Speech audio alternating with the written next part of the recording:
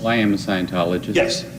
I'm also a Christian. Most Scientologists are Christians. So I believe that when someone like Ray Cassano says most Scientologists are Christian, he is oversimplifying what it means to be Christian to Christians say you should be good, and we believe you should be good, so we're Christian. But he doesn't understand that Christ is what, is the first part of Christian.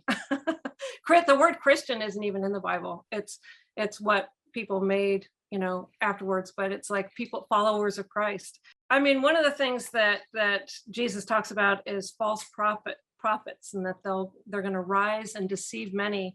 And one of the quotes is this, I'll read it to you. It says, "Beware of false prophets who come to you in sheep's clothing, but inwardly are ravenous wolves. You will recognize them by their fruits. Are grapes gathered from thorn bushes or figs from thistles? So every healthy tree bears good fruit, but the diseased tree bears bad fruit. A healthy tree cannot bear bad fruit, nor can a diseased tree bear good fruit. Every tree that does not bear good fruit is cut down and thrown into the fire. Thus you will recognize them by their fruits." And so that's an interesting thing, because what's the result of Scientology besides broken families, aborted children, destroyed lives? I mean, like, what is their fruit? Emptied bank accounts. You just look at it over and over and over again. Their fruit is destruction. And we have a false prophet with L. Ron Hubbard. He was built on a foundation of lies as well. Like all these, Ron magazines that, he's the best captain of this, and, went blind and recovered this, and like all these things. It's just lie after lie after lie that have been exposed. And so Scientology is built on a foundation of lies, and their fruit is destruction. So there's a big difference between Christianity and Scientology. And yeah, he can say, oh, because we believe to be good, and that doesn't make you a Christian.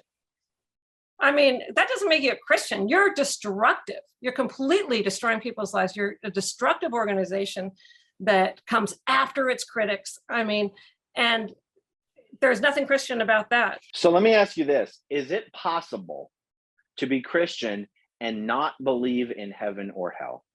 No. Exactly.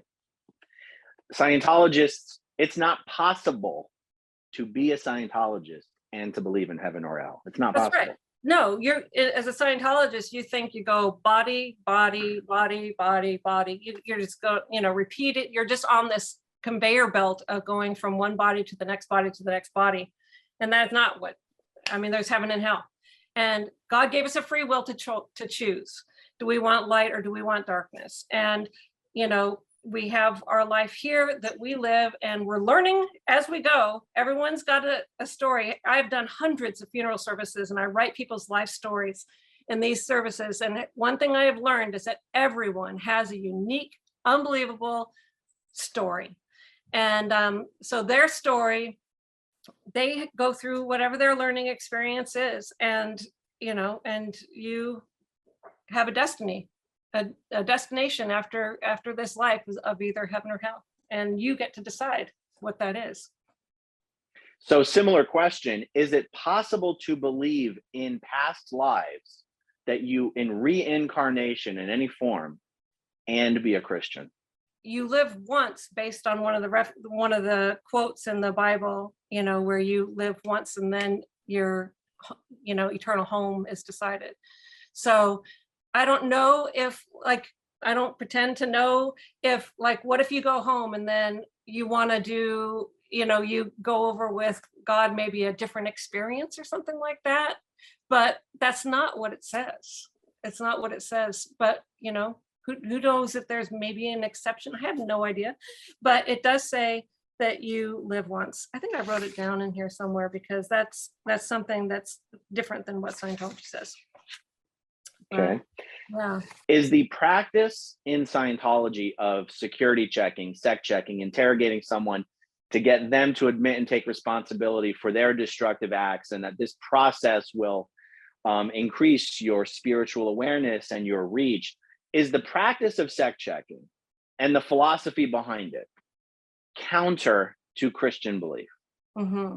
Yeah, because we've all sinned and we've fallen short of the glory of God. You can't be reconciled with God with sin. And the only way to cover sin is through the wages of sin is death. So blood needs to be shed. And so Jesus, who had no sin in him, which was God coming in the flesh, had no sin in him, to die so that if you believed in him, he has covered our sins. And then you can be reconciled with God, but you won't be just by telling sins and constantly, being asked for your transgressions. I don't know why Scientology does that all the time. It's like such an obsession with these guys. It is such dig, let's find your crimes, but it's not. But God, you realize, that when you realize that Jesus paid for your sins, that God made that possible so that you can be and then he says you can boldly go to the throne of God. You're his child, he'll welcome you home. He says they throw a big party for everybody who's saved, in heaven. And so in Scientology, that is not the concept whatsoever. And you're not like every day trying to figure out what did I do wrong, Could a Scientologist say that just because L. Ron Hubbard said there is no Christ and that Christianity came from implants, which are electronically implanted false memories into a spiritual being or false ideas, couldn't someone say that even though L. Ron Hubbard said there is no Christ, that was in reference to the applied part of Scientology, and Scientologists are free to believe whatever they want to believe? Well, they're obviously not very far in Scientology if they say that, because they can't believe whatever they want to believe.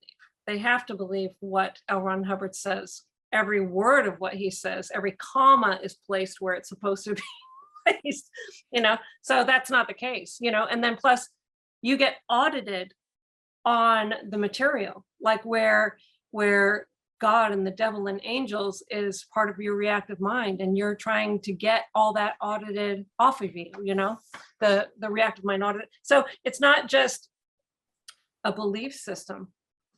Okay, so Christianity, I associate Christianity with things like helping the poor, helping the underprivileged, helping the homeless. I associate Christian churches with soup kitchens and things like that, and that's my understanding of what Christ wanted people to do. Yeah. Take care of those who couldn't help themselves. Scientology is literally the opposite of that. Opposite. I mean, it's where the able are made more able. They don't want to associate themselves with a degraded being, quote unquote. They think they're so not degraded. But yeah, no, it was, I was there for 30 years. Did I go to one place like that? Did I help one homeless person? Did I help one person who was hungry? Did I do any of that? In fact, if somebody held out their hands for $1, it was like, get away from me. Just to put a fine point on that, for the people watching, like one of the core Scientology beliefs is the thing called the 4 conditions of exchange. And you have exchange in abundance, fair exchange, partial exchange, and no exchange at the bottom. And no exchange is also called criminal exchange. Mm-hmm. And it means receiving something without giving anything in return. And the cause and effect relationship here, as it's taught in Scientology, is very interesting.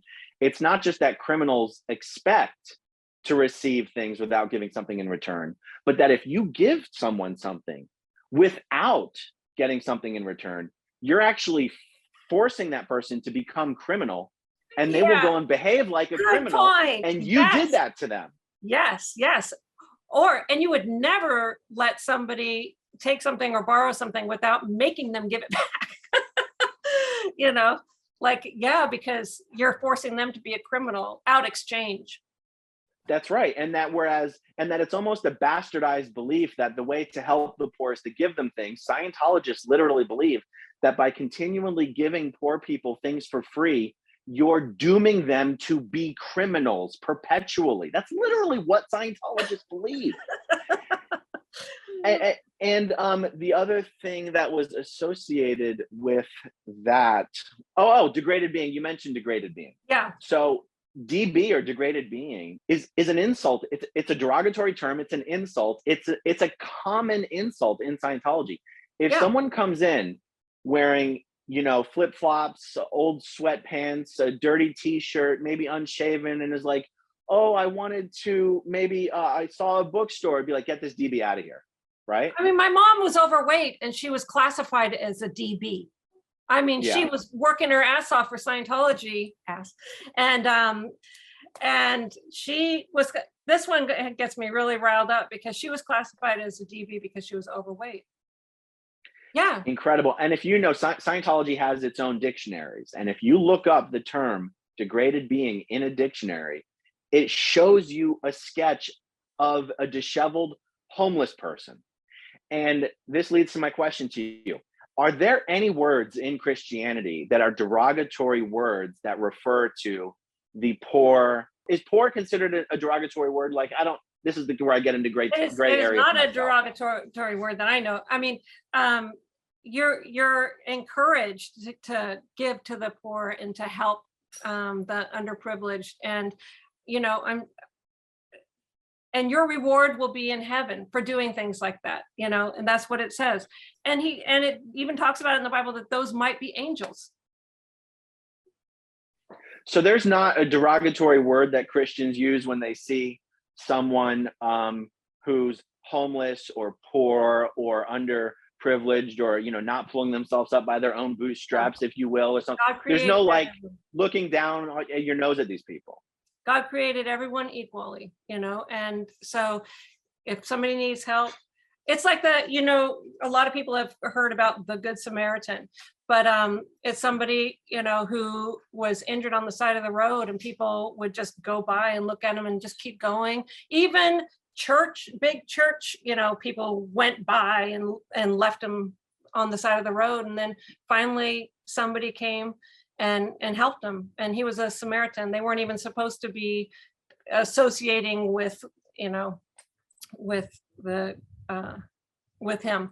And he just helped him, and he was a good Samaritan. And then Jesus said, so who would you call your neighbor? It would be that person who is a good Samaritan, who will go out of his way to help somebody like that.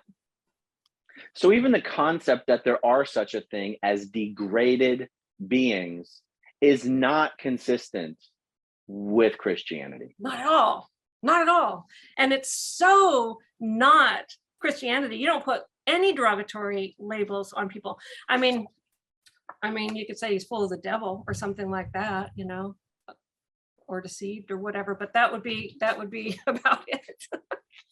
You would still. I'm going to start telling people they're full of the devil. Well, you would pray for them. You actually wouldn't talk about it derogatory. You would pray for them, you know? Oh, no, I will. Oh, okay. I'll be responsible for that. Okay, if you want to see my rock and roll songs, click right on this guitar. And if you want to see a different one of my videos,